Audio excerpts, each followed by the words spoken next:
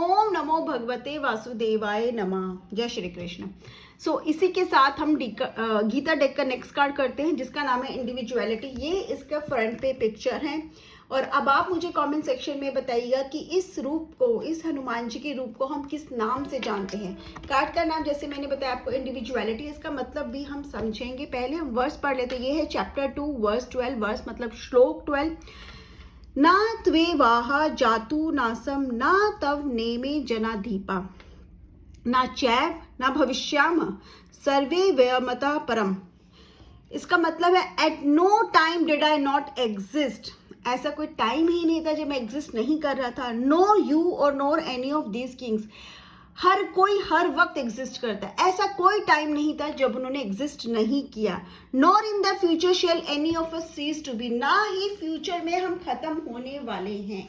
इसका क्या मतलब है? इसका मतलब है कि जो हमारी एंटिटी है वो कैसे क्रिएट होती है? परमात्मा, आत्मा और माया से। ठीक है, जिन तीनों को कोई खत्म नहीं कर सकता। तो हम कभी, ऐसा होता ही नहीं कि हम खत्म हो जाए। सिर्फ खत्म शरीर होता है, नश्वर शरीर होता है, आत्मा नश्वर नहीं होती। तो ये कार्ड हमें बेसिकली समझाना क्या चाह रहा है?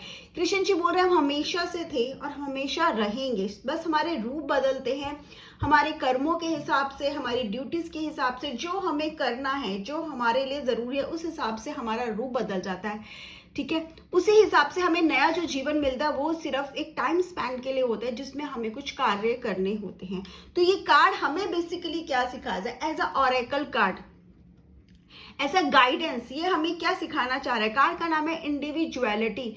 जब हमें पता है ना ही हम एग्जिस्ट, कि ना हमारा कभी एग्जिस्टेंस खत्म नहीं हो सकता, तो क्या होता है कि हम कहीं ना कहीं इस माया में, इस फिजिकल वर्ल्ड में फंस कर रह जाते हैं और ये भूल जाते हैं कि हमारा जो मेन है, हमें हमारे जो लाइफ में, लाइफ का मकसद है टू सर्व ह्यूमैनिटी। ठीक है, उस परमात्मा में मिल जाना, वही तो है हमारा, क्योंकि परमात्मा का ही तो हम एक अंश है। आत्मा क्या है? परमात्मा से निकला हुआ एक अंश, और हमें उसी में मिल जाना है। लेकिन वही हमारी इंडिविजुअलिटी है। ठीक है, जो हम बोल रहे हैं ना, मैं कुछ है ही नहीं, वो परमात्मा है, वही हमारी इंडिविजुअलिटी भी है। बेसिकली जो भी हम हैं, हम उसी के हैं। तो लेकिन हम ये भूल जाते हैं और हम कहीं ना कहीं खो जाते हैं इस भीड़ में, इस भागते हुई जिंदगी में, और हम ये नहीं समझ पाते कि हमारी लाइफ में एक्चुअली हम क्या चाहते हैं। कभी कभी बहुत बार हम ऐसी चीजें करते हैं जो शायद हम करना नहीं चाहते, जो हमें सही नहीं लगती, लेकिन सिर्फ इसलिए क्योंकि बाकी कंडीशनिंग हमारी ऐसी है, बाकी लोगों ने हमें ऐसा बोला या उनकी एक्सपेक्टेशंस ऐसी है, और हम अपनी पूरी लाइफ उसमें लेट्स से गवा देते हैं या पूरी लाइफ हमारी उसमें चली जाती है। तो ये कार्ड आपको गाइड करे, ये कार्ड आपको बेसिकली बोले कि फोकस ऑन योर इंडिविजुअलिटी।